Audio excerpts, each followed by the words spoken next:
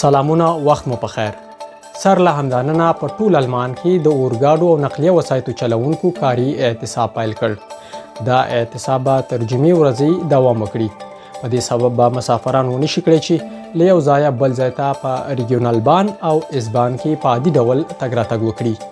GDL یا د چلوونکو د ملاتړ اداره دغه اعتصاب مشري کوي چې 38,000 غړي لري او ډیر کله د چلوونکو د حقونو لپاره په حکومت فشار او زور راوړي.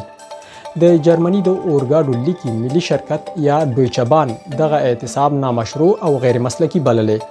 چلوونکي له دویچه بان غواړي چې کاري ساعتونه د ورته راکم کړي او 11% معاش د ورته هم لوړ کړي.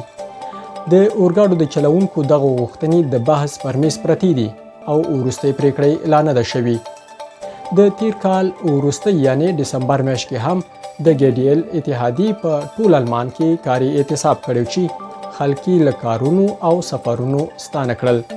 ورته مهال DB یا دویچه بان شرکت کوښښ کوي چې د خلکو د تګ راتګ ستونزه یو څه راټیټه کړي. نو په همدې سبب به محدود شمیر نقلیه وسایط د خلکو د لیږد رالېږد لپاره وکارول شي. په اعتصاب کې BRB، اوبان او ځینې نور شرکتونه نشته چې چارې به یې په عادي ډول وي.